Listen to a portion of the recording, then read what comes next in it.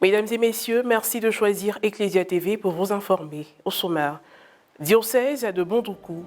Le samedi 29 avril dernier, son Excellence Monseigneur Alain Clément Amiezi, évêque du diocèse d'Odiéné, a dit une messe d'action de grâce à la paroisse Saint-Jean 23 de Tanda, dans son village natal, en présence d'autres évêques, parmi lesquels le premier pasteur du dit diocèse, son Excellence Monseigneur Bruno Essoyedo. Une célébration relative à son ordination épiscopale qui a eu lieu le 24 septembre 2022. Et puis le dimanche 30 avril dernier a eu lieu la messe de clôture de la 11e édition du pèlerinage des jeunes du diocèse de Grand-Bassam au centre d'Honorionné de Beaunois. Elle a été présidée par son Excellence Monseigneur Emoawa, évêque du diocèse, entouré des vicaires épiscopaux et aumôniers des jeunes. On en parle dans cette édition. Ordonné évêque du diocèse d'Odiéné le 24 septembre 2022, son Excellence Monseigneur Alain Clément Amiezi a célébré une messe d'action de grâce pour l'occasion le samedi 29 avril dernier dans son village natal, précisément à la paroisse Saint-Jean 23 de Tanda. Un événement qui s'est voulu un grand moment de reconnaissance à Dieu et de réjouissance dans la région du Gontougo. Un reportage signé Francis Okwe et Ferdinand Kouassi, correspondant local RNC, commenté par Maria Bissier. 7 mois après son ordination épiscopale, précisément le 24 septembre 2022, son Excellence Monseigneur Alain Clément Amiezi, évêque du diocèse d'Odiéné, a témoigné sa reconnaissance à Dieu sur la terre de ses ancêtres, à Tanda, dans le diocèse de Bondoukou. À cette occasion, une messe d'action de grâce a été célébrée le samedi 29 avril dernier à la paroisse Saint-Jean 23 de Tanda, en présence de nos seigneurs Bruno Essoyedo, évêque du diocèse de Bondoukou, Alexis Douabli Yulo, évêque du diocèse d'Agboville, et Jacques Assanvo Aïwa, évêque auxiliaire de Boaké. Les autorités politiques et administratives, dont le sénateur Moïse Yao Kouman et le maire Amadou Koné, ont également honoré Monseigneur Amiezi de leur présence. Sans oublier les fidèles venus nombreux des contrées environnantes et lointaines. Pendant l'homélie qu'il a prononcée, son Excellence Monseigneur Alexis Douabli Yulo a mis un accent particulier sur la fonction épiscopale et le modèle de vie qu'incarne l'élu du jour. Le bon Dieu existe, ça c'est indiscutable, mais on ne le voit pas. Alors c'est à travers la bonté du prêtre, la bonté de l'évêque, que les gens doivent goûter à la bonté de Dieu. Cher Monseigneur Amiezi, en tout cas pour ce qui te concerne, il n'y a point de souci à se faire, car Dieu t'a donné un cœur naturellement bon. Oui, tu as un bon cœur, un cœur très bon et très doux.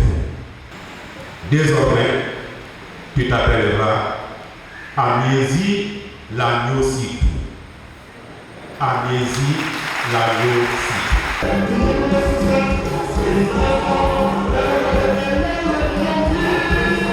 Après la communion, une collecte et des dons ont été faits.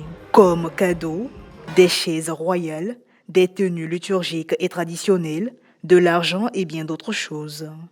Véritable expression de charité et de générosité à l'endroit du premier évêque d'ethnie Koulongo. Les rites de conclusion ont également été marqués par l'allocution du révérend père Nazaire Kouman, curé de la paroisse haute, par ailleurs président du comité d'organisation, et celle du vicaire général, Monseigneur Joseph Kouassi, qui ont exprimé leur gratitude aux donateurs et à tous les acteurs impliqués dans l'organisation de cette fête. La grande famille de l'évêque, en partie musulmane, a témoigné sa fierté et sa joie de voir l'un de leurs fils, désormais dignitaire de l'Église en Côte d'Ivoire. Tous ces gestes d'amour, mis l'un dans l'autre, ont réjoui le cœur de l'évêque d'Odiéné. Je suis joyeux. Depuis longtemps, je sais que déjà mes parents de Tanda m'aiment beaucoup. Ils l'ont montré tout au long de mon cheminement, comme prêtre, comme vicaire, comme professeur de séminaire. Et depuis ma nomination le 30 juin 2022, ils le montrent encore davantage, cet amour qu'ils ont pour moi. ce soutien indéfectible qu'ils ont pour ma personne et pour mon ministère. C'est aujourd'hui une très grande joie pour nous de célébrer notre frère, notre cousin, qui est le premier évêque de la région. Pour moi, c'est particulièrement sensible parce que celui qu'il remplace, c'est aussi un de mes cousins du côté de Capiola.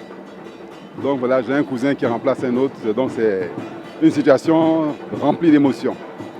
La messe était vraiment super, avec l'homélie du Monseigneur d'abord, et ensuite avec la prestation de tous les participants. On ne peut que louer le Seigneur.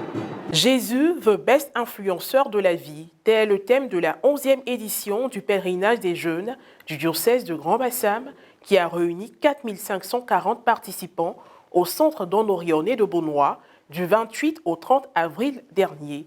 Présent aux côtés de ses enfants depuis le premier jour, l'ordinaire du lieu a présidé la messe de clôture, assisté des vicaires épiscopaux et aumôniers des jeunes. Un reportage de Paul-Henri Akichi, commenté par Morel Petit. Diocèse de Grand-Bassam. Après 10 ans d'expérience, la 11e édition du pèlerinage diocésain des jeunes s'est voulu l'édition de la maturité et de la responsabilité. Le thème principal au cœur de l'événement a été Jésus-Christ, the best influenceur de la vie. Du vendredi 28 au 30 avril dernier, 4540 ont honoré le rendez-vous annuel autour de leur évêque, son Excellence Monseigneur Raymond Awa, qu'ils appellent affectueusement le Grand Canaou. Le programme d'activité ayant débuté le vendredi au sanctuaire Notre-Dame de la Garde de Beaunois s'est achevé par la messe dominicale présidée par Monseigneur Awa, en présence de l'aumônier diocésain des jeunes, le révérend père Arsène Balogun, de l'ex-aumônier diocésain des jeunes, le révérend père Éric Assoumou, des vicaires épiscopaux et aumôniers des jeunes et des sœurs conseillères. En plus des recommandations, l'évêque a fait une proposition aux jeunes: consacrer une partie de leur temps à la méditation de la parole de Dieu et l'autre partie à la navigation sur Internet. C'est que dans la proposition dynamique 50-50, 50%, 50%. Les jeunes du diocèse de Bassam, amis jeunes et pèlerins, laissons tomber ce que vous dépensez pour la connexion, pour les passes et tout le temps, tout le reste là. On laisse tomber. Mais 50-50 là, celui qui passe 2 heures chaque jour à voir son portable et puis à naviguer partout là, il divise ce temps en 2. Il fait lecture de la Bible 1 heure et puis 1 heure il navigue. Voilà en quoi consiste l'opération 50-50. Autre temps fort, la présentation des symboles faite par secteur, suivie de la procession d'offrande.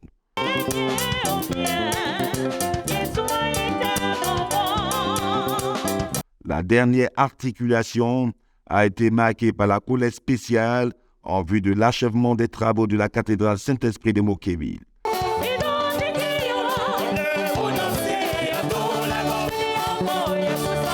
Par la suite, le bureau diocésain a adressé son mot de remerciement et a remis des présents à quelques prêtres. Les pèlerins ont souhaité un joyeux anniversaire par anticipation à l'évêque. Au cours des allocutions de fin, le révérend père Éric Assoumou a également pris la parole. Avec cette petite tournée que j'ai déjà faite dans les pays anglophones, je peux dire que les jeunes ont la même soif. Mais je peux vous dire aussi que vous avez beaucoup de chance. Comparaison n'est pas raison, mais nous avons beaucoup de chance, vous à Grand-Bassam, avec ce pèlerinage qui vous rassemble, où il y a une instruction et avec la présence des pères aumôniers, des sœurs conseillères et puis de l'évêque. Cette année, la paroisse ayant battu le record en termes de pèlerins est la paroisse Christ-Roi de Jean-Folie avec 500 participants. La prochaine rencontre diocésaine des jeunes est prévue pour le mois de septembre 2023.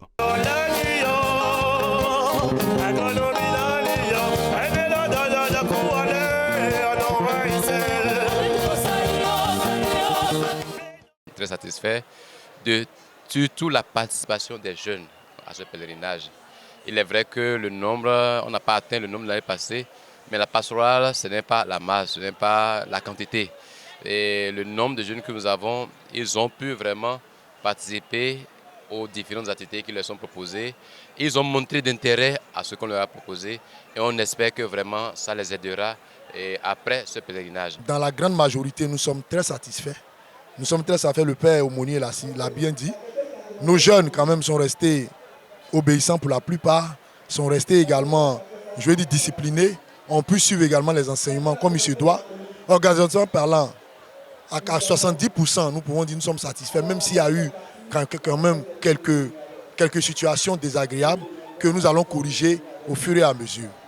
Point final à cette édition d'information. Merci de l'avoir suivi, que je veille sur nous. À très bientôt.